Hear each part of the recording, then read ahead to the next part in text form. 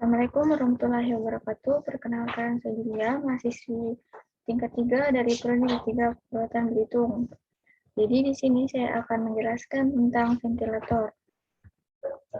Nah, apa itu ventilator? Ventilator adalah suatu alat sistem bantuan nafas secara mekanik yang didesain untuk menggantikan atau menunjang fungsi pernapasan. Ventilasi mekanik adalah suatu alat bantu mekanik yang berfungsi memberikan bantuan nafas pasien dengan cara memberikan tekanan udara positif pada paru-paru melalui jalan nafas buatan. Adalah suatu alat yang digunakan untuk membantu sebagian atau seluruh proses ventilasi untuk mempertahankan oksigenasi. Dari Brunner dan Sudar 2002. Nah, tujuan pemasangan ventilator yaitu mengurangi kerja pernapasan, meningkatkan tingkat kenyamanan pasien, pemberian MV yang akurat, mengatasi ketidakseimbangan ventilasi dan perfusi, menjamin hantaran oksigen ke jaringan adekuat.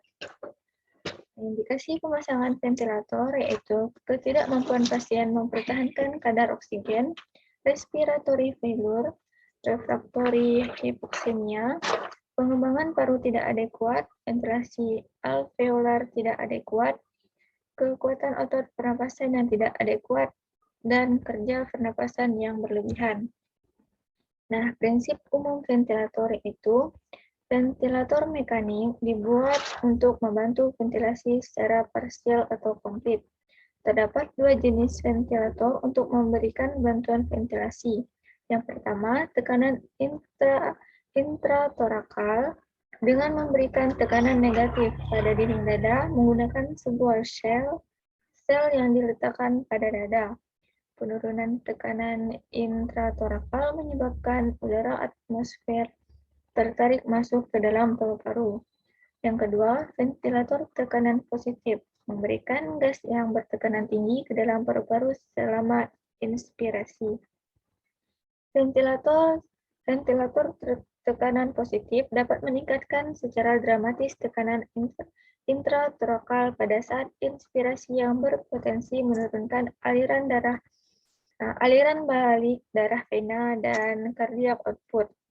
Berdasarkan mekanisme kerjanya, ventilator mekanik tekanan positif dapat dibagi menjadi 4 jenis, yaitu volume cycle, pressure cycle, time cycle, dan flow cycle.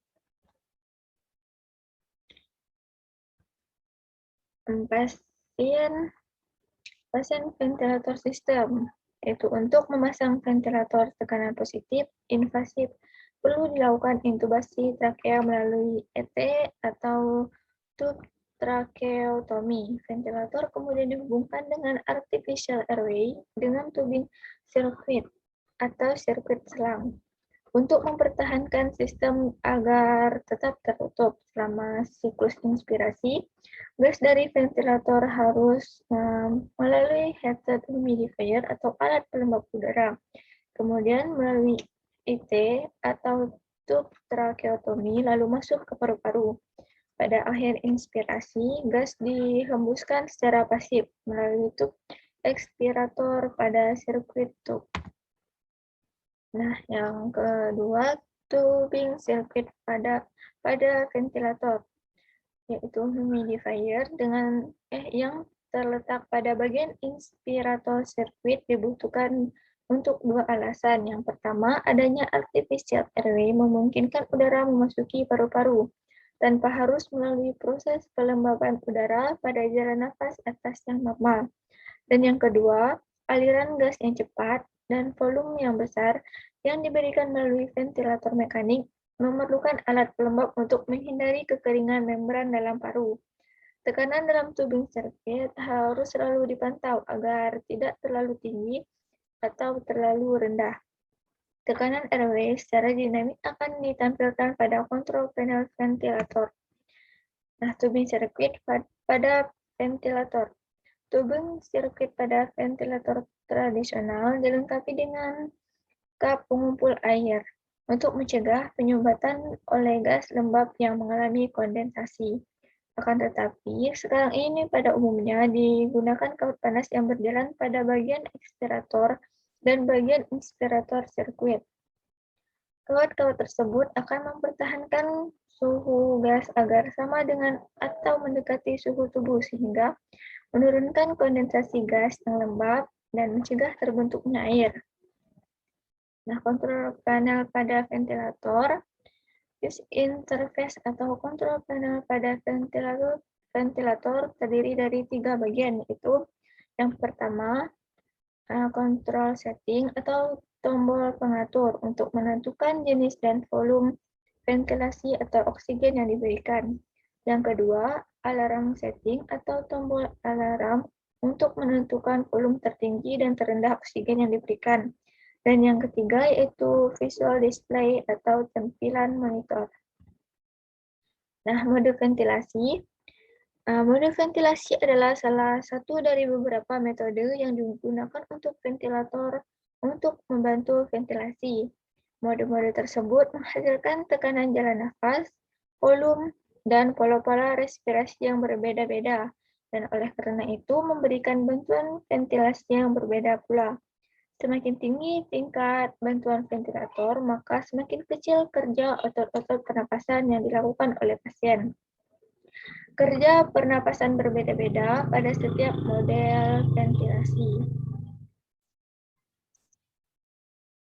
Ada 2 mode kontrol ventilasi, yaitu yang pertama, control ventilation. Mode kontrol ventilation menjamin bahwa pasien menerima jumlah dan volume pernapasan setiap menit yang telah ditentukan sebelumnya. Pada mode ventilasi ini, tidak ada deviasi dari frekuensi nafas atau VT yang disetting. Pada umumnya, pasien diberi sedatif atau dilumpuhkan dengan obat penghambat neuromuskular untuk mencapai tujuan.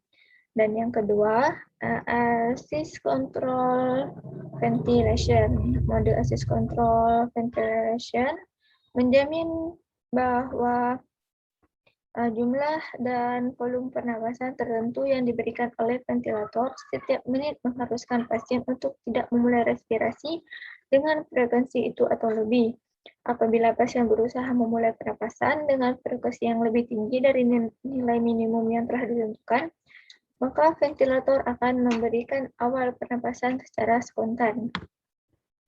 Baik, mungkin itu saja penjelasan yang bisa saya sampaikan. Lebih dan kurangnya saya mohon maaf. Assalamualaikum warahmatullahi wabarakatuh.